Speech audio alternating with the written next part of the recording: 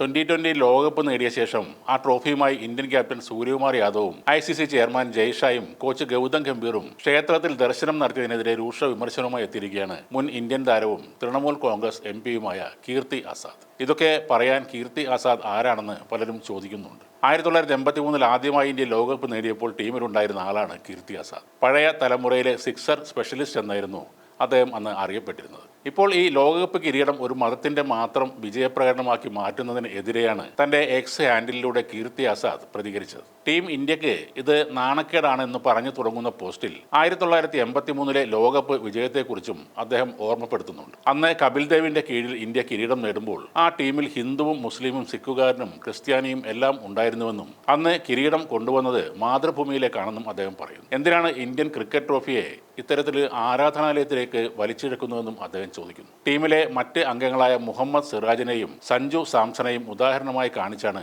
കീർത്തി ആസാദ് വിമർശനം ഉന്നയിക്കുന്നത്. മുഹമ്മദ് സിറാജ് ഒരിക്കലും ട്രോഫി പള്ളിയിൽ കൊണ്ടുപോയി കാണിച്ചിട്ടില്ല. ഈ ടൂർണമെന്റിലെ താരമായ സഞ്ജു സാംസൺ ഒരിക്കലും ട്രോഫിയുമായി ചർച്ചിലേക്ക് പോയിട്ടില്ല. ഈ ടീം പ്രതിനിധീകരിക്കുന്നത് ഇന്ത്യയെയാണ്, അല്ലാതെ സൂര്യകുമാർ യാദവിന്റെയോ ജയ്ഷായുടെയോ കുടുംബത്തെയല്ല എന്നും കീർത്തി ആസാദ് പറഞ്ഞു. വിജയത്തിന് പിന്നാലെ ട്രോഫി ക്ഷേത്രത്തിൽ കൊണ്ടുപോയതിനെ ചോദ്യം ചെയ്ത അദ്ദേഹം എന്തുകൊണ്ട് പള്ളിയിലോ ചർച്ചിലോ ഗുരുദ്വാരയിലോ കൊണ്ടുപോയില്ലെന്നും ചോദിക്കുന്നു. ഈ കിരീടം എല്ലാ വിശ്വാസങ്ങളിലുമുള്ള 140 കോടി ഇന്ത്യക്കാർക്കും ഒരേപോലെ അവകാശപ്പെട്ടതാണ്. അതിനെ ഒരു മതത്തിന്റെ മാത്രം വിജയപ്രകടനമാക്കുന്നത് ശരിയല്ലെന്നും കൂടെ അദ്ദേഹം പറയുന്നു. സൂര്യകുമാർ യാദവും ജയ്ഷായും ഗംഭീറും ട്രോഫിയുമായി അഹമ്മദാബാദിലെ ഹനുമാൻ ക്ഷേത്രത്തിൽ ദർശനം നടത്തുന്നതിന്റെ ചിത്രങ്ങൾ പുറത്തു വന്നതിന് പിന്നാലെയാണ് കീർത്തി ആസാദിന്റെ ഈ കടുത്ത പ്രതികരണമുണ്ടായത്. ഇന്ത്യ ഒരു മതേതര രാജ്യമാണ്. അപ്പോൾ മതത്തെ കായിക വിനോദങ്ങളുമായി കൂട്ടിക്കലർത്തുന്നത് ശരിയല്ല. സൂര്യകുമാറിനും ഗംഭീറിനും ജയ്ഷാക്കും മത്സരം കഴിഞ്ഞ ശേഷം അമ്പലത്തിൽ പോകാം, പ്രാർത്ഥിക്കാം, ഒരാളും ഒന്നും പറയില്ല. ഒരു ടീം ഒരുമിച്ച് കളിച്ചു നേടിയ ട്രോഫിയുമായി പോകുന്നതിനെയാണ് ആളുകൾ ചോദ്യം ചെയ്യുന്നത്. നേരത്തെ മുഹമ്മദ് അസറുദ്ദീൻ ഇന്ത്യൻ ക്യാപ്റ്റനായിരുന്നു. അന്ന് 2 തവണ ഇന്ത്യ ഏഷ്യ കപ്പ് നേടിയിട്ടുണ്ട്.